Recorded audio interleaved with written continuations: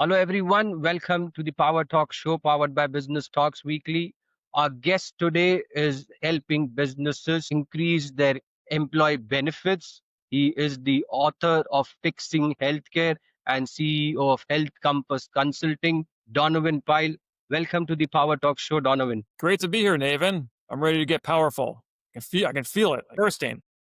Thank you so much, Donovan. Why did you choose healthcare? Yeah, so I very naively got into the insurance business, and I started off on the carrier side of the business, working for a large insurer. Benefits brokers were my customers because we sold our products through brokers to employers. Okay, and after a while, I kind of noticed that they were in many cases very apathetic about bringing the best solutions to employers, and I thought that was very unusual. And just to level set for your audience, here in America, about half of US citizens get their healthcare benefits through their employer. So US employers cover about 164 million Americans with healthcare benefits. But here's the kicker: about 25% of what they spend, roughly $325 billion a year, is being completely wasted to something that I call the brokerage blind spot in my forthcoming book. Okay, that's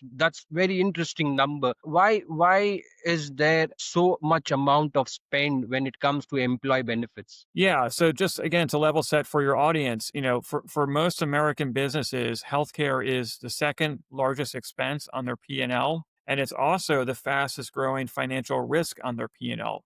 In other words, the cost of their health plan is rising at an inflation rate that's oftentimes 2 to 3 to 4 to 5 times what their other expenses are. And so the reason for that is that most businesses, they use a third party called a brokerage firm, to expecting that broker to help them maximize the return on their benefits investment.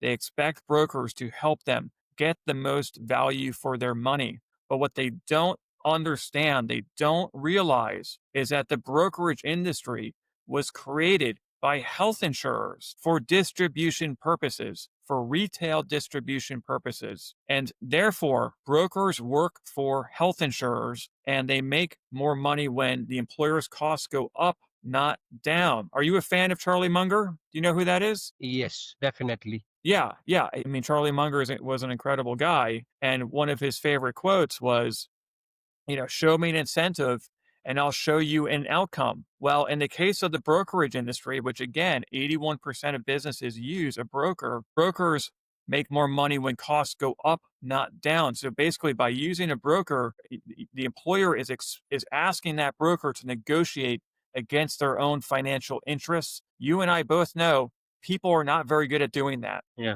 absolutely. And it's very interesting, Donovan, because I want to understand what is the biggest challenge when it comes to an employee to get an insurance plan, and from an employer perspective to provide an insurance plan to the employer. What is the biggest challenge, and why is it taking such a long period to address that challenge? It's a great question. So, one of the reasons why this is such a big challenge for employers is that, unlike everything else they buy, where you know the price of something and you know the relative quality of the product or service that you're purchasing, for most employers who are buying these legacy health plans, they do not have visibility to prices and quality. And when you don't have visibility to these basic market metrics, right, what you end up with is an inverse market. So in other words, Navin, if you were to go out and buy a BMW right now, you're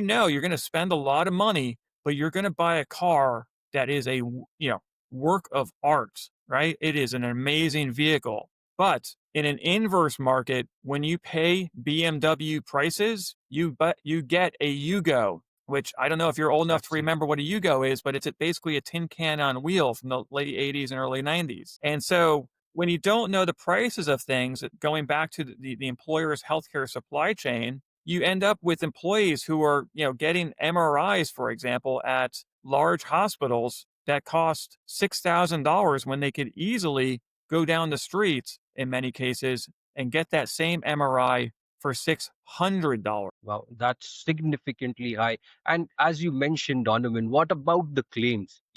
I read a couple of months back, like most of the claims goes unnoticed, or it doesn't get covers within that insurance network. How does that come into the play, and how does the insurance company benefits from that? Yeah, so there are misaligned financial incentives and conflicts of interest all throughout legacy healthcare supply chains. So, one of the landmark pieces of healthcare regulation happened in 2012 and was implemented in 2014 called the Affordable Care Act. And the Affordable Care Act did some very good things, but it also did some very bad things for the market as well. And one of the bad things that it did was it imposed something called a medical loss ratio rule on health insurers. And so basically, here's what happened. The legislators in Washington, D.C. said, listen, you health insurers, you guys are making way too much money. We're going to artificially cap your margins. Here's what we're going to do. We're going to mandate that you spend 85 cents on every premium dollar on healthcare itself.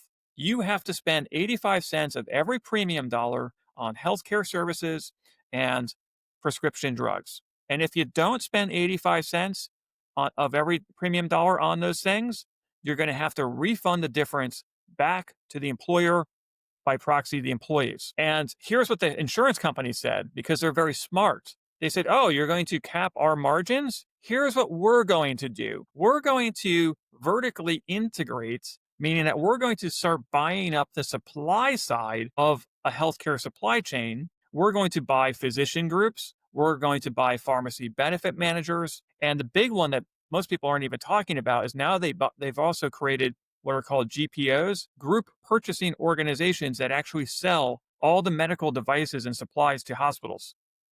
So what this means, fast forward, 13 years since the ACA was implemented, 11 years, it means that now health insurance in the commercial market, again, which covers 164 million Americans, health insurance is now essentially a loss leader for selling drugs and other healthcare services that these large insurers make money on. If you listen to their earnings reports, more than half of their profit is coming from selling drugs to populations. You've got the fox guarding the henhouse. It doesn't work. That's very interesting, Donovan. I want to switch the conversation from the financial instrument to technology. How does technology come into play here? And over the years, we have seen OTA platforms, aggregators creating a platform where you can actually distinguish, summarize, compare different insurance policies. How does that come into play in the future? Yeah, I think like everything, there are endless applications for new technologies in this space, like any industry. However, if you don't fix the fundamental incentives, none of these things matter, right? You think about it. One of the things that the ACA forced providers to do was to use an electronic medical record, EMR, right? Epic was the big one.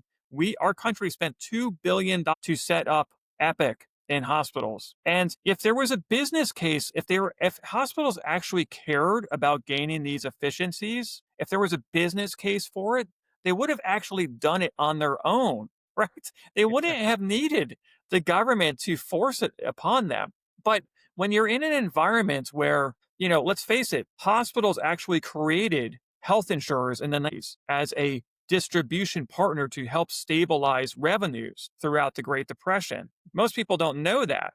They think hospitals and insurance companies sit on opposite sides of the table and have this very antagonistic relationship.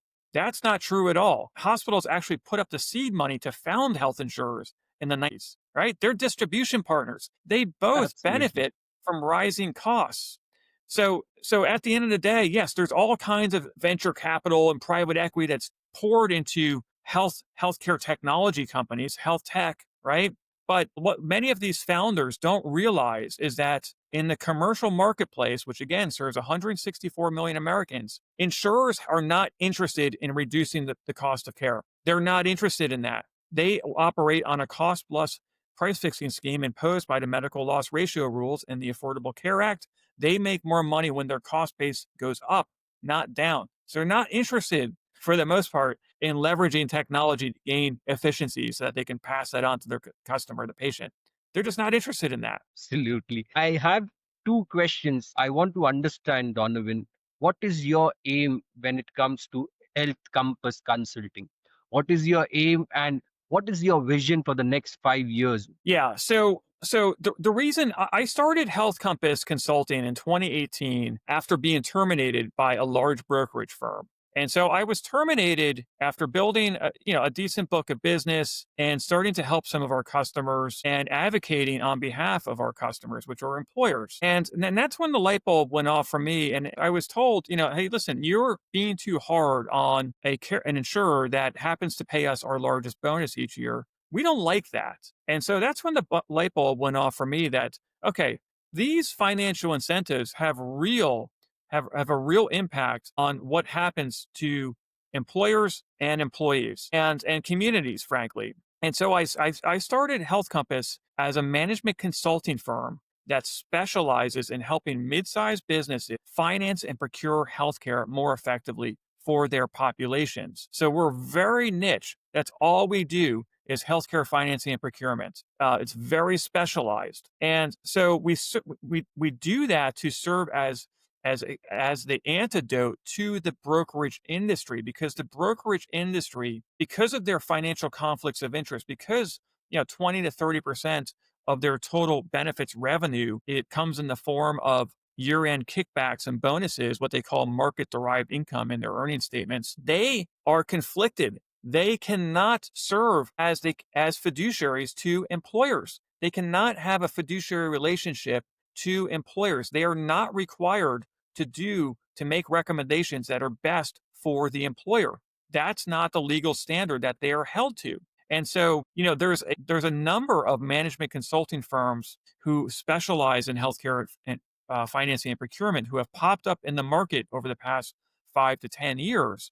And so again, we all serve as the alternative to the brokerage industry, because in our contracts with the employer, we actually serve as a fiduciary to the employer. We have a fiduciary relationship with the employer that we are legally obligated to make the best recommendations we can to help the employer achieve their objectives. Well, that's very interesting, Donovan. What challenges are you facing right now to grow your business? Well, the biggest challenge is just awareness. I mean, and this is exactly why I wrote my book, which is coming out on November 4th, is that the book it educates executives on what we call the brokerage blind spot. Most employers don't realize that their broker gets paid this backdoor money by health insurers and pharmacy benefit managers. I mean, I just got off the phone with a 50,000 life group, the CFO of a 50,000 life employer,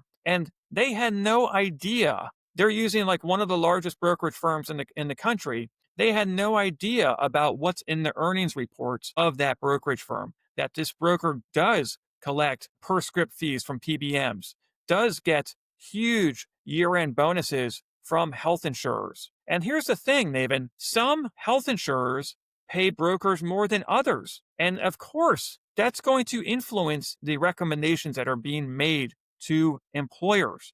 So, um, so that's why, a number of these management consulting firms have popped up in the market. This is, exposing the brokerage blind spot is exactly why I wrote this book, because like I said, most executives have no idea this is going on behind their back, even though in 2022, the federal government started requiring that brokers disclose all forms of revenue to employers that they're working with. They're required under federal law to disclose all these things through what's called a 408 disclosure. And I'll tell you, even though this law has been around for 5 years, we see so many brokerage firms that don't do it at all. And then we see so many other brokerage firms that do provide the 408 disclosure.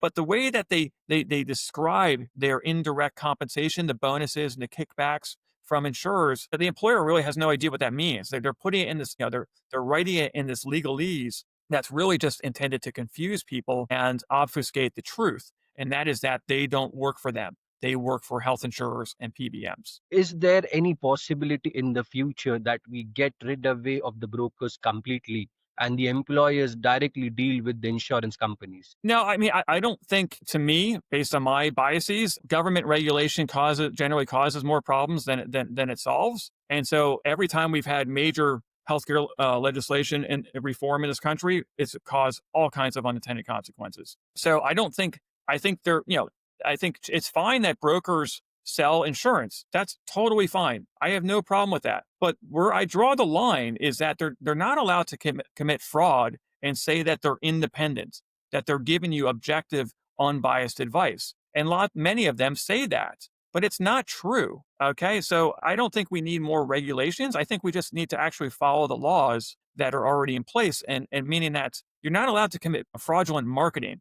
You're not allowed to commit to lie so blatantly in market. It's fraud. So I think let's just start by enforcing the laws that we have. Now, here's the irony, Navin, is that employers desperately need benefits professionals. They desperately need advice on how to maximize the return on their benefits investments. And here's why. CFOs have virtually no training in benefits whatsoever. They have no technical expertise in this area. HR people often also have very little training in this area whatsoever. So just like most things, if you don't understand something, if you don't have the internal resources on a certain area of your business, you outsource it, you hire outside experts.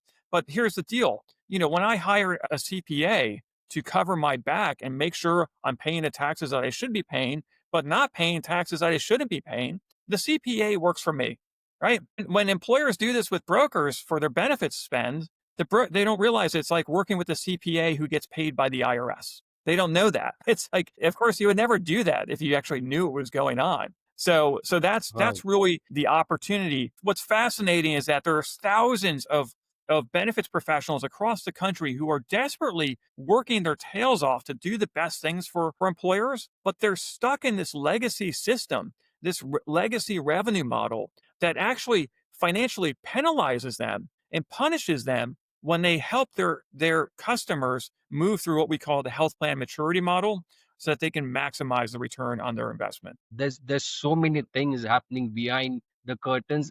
I'm learning and understanding these things for the first time. So Donovan, switching the topic from your business to yourself, what type of leadership principles do you follow?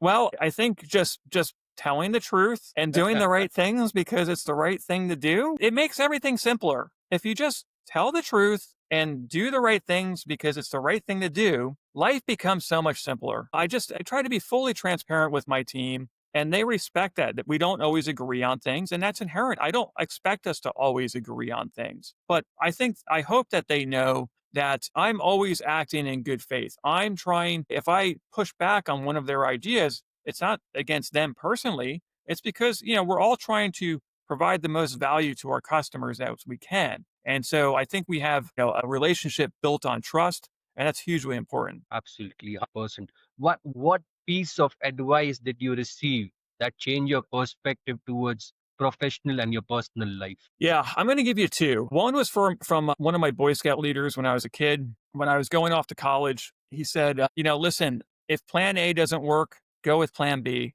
And if plan B doesn't work, go with plan C, and on and on and on. And, that kind of set the expectation. Listen, this is going to be hard. There are going to be challenges, and you just got to keep going. You just got to stay in the game. That's it. And try to have as much fun while you're getting punched in the face. Okay.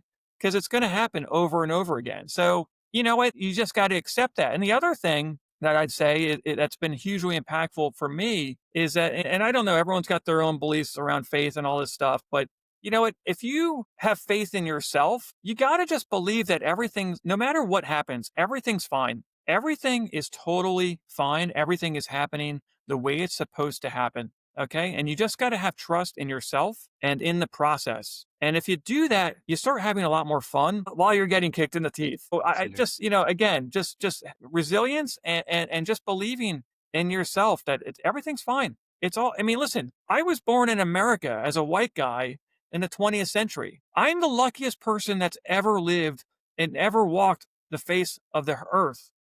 I mean, I have nothing to complain about, though I still do. But if you take a step back, I mean, we all, The poorest people around today all live better than the kings only 200 years ago did, right? So we are just blessed. We're so lucky. So let's enjoy it. Absolutely. Trust and believe the process. Thank you so much, Donovan. Thank you so much for joining us today on our channel. It was a very insightful conversation. It's been a pleasure, Navin. Thanks for having me.